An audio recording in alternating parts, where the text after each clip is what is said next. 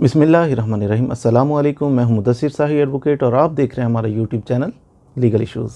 आज हम बात करेंगे चेक के बारे में कि चेक अगर डिसऑनर हो जाए, आपका चेक मिसाल के तौर पर आपने किसी को चेक दिया है या किसी ने आपको चेक दिया है, कोई कर्ज़ा लिया है या ऐसा कोई मामला है, कोई आपसे डीलिंग की है, कोई चीज़ उसने परचेज़ कर ली है, तो बदले में पैसों की बजाय वो कहता है जनाब ये चेक लें और करवा लें जाके कैश, तो आप उस पर एतमाद करते हुए चेक ले लेते हैं। और कैश करवाने के लिए जब बैंक में जाते हैं तो वो कहते हैं इसमें तो पैसे ही नहीं है इसके अकाउंट में, या कुछ और ऐसा रीज़न वो बयान कर देते हैं कि चेक डिसऑनर हो जाता है। चेक डिसऑनर होने का मतलब है कि वो आप प्रेजेंट करने पर आपको पैसे नहीं मिलते, वापस हो जाता है, बाउंस हो जाता है चेक। इसी पे कानून क्या कहता है?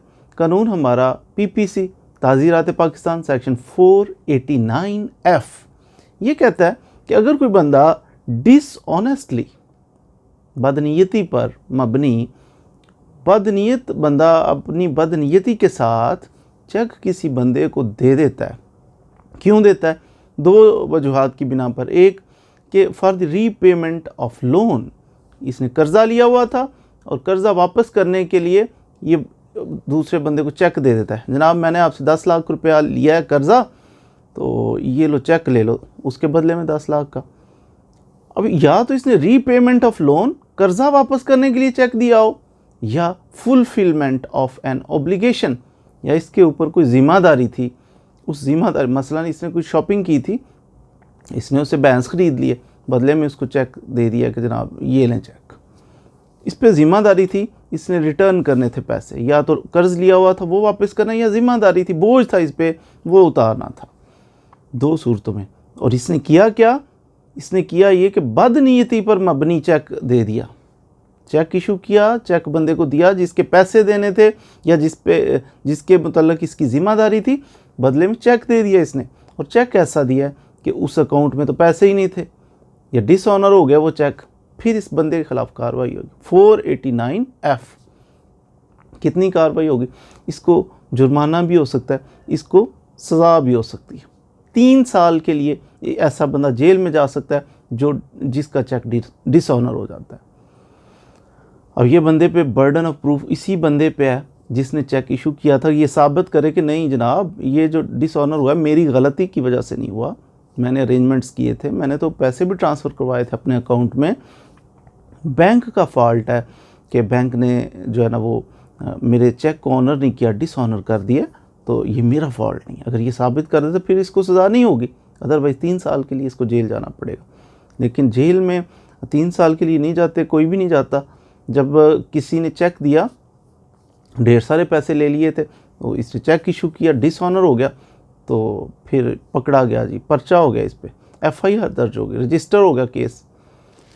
FIR होने के बाद ये बंदा पकड़ा गया, लेकिन आपने ऑब्ज़र्व किया होगा 2-3 महीने बाद, 4 महीने बाद ये बंदा बाहर आ जाता है, इसकी ज़मानत हो जाती है, जिस पे शिकायत मौसूल होती है कि ये क्या, हमारा तो इतने लाख इतने करोड़ का घपला किया इसने और इसकी ज़मानत जल्दी से हो गई। इसमें समझने वाली बात यह है कि ये जो 3 साल की सज़ा है, बंदे को पकड़ा जाता है 489F में, ये सिर्फ ये पैसों के लिए नहीं पकड़ा जाता कि पैसे कितने थे, सिर्फ इसकी ये बदनीयती की वजह से इसको पकड़ा जाता है। जो इसने क्राइम किया है, किसी बंदे को इस तरह झूठा चेक नहीं देना चाहिए कि जब आपके अकाउंट में पैसे ना हो तो फिर आप उसको इशू करते हैं, धोखा देते हैं।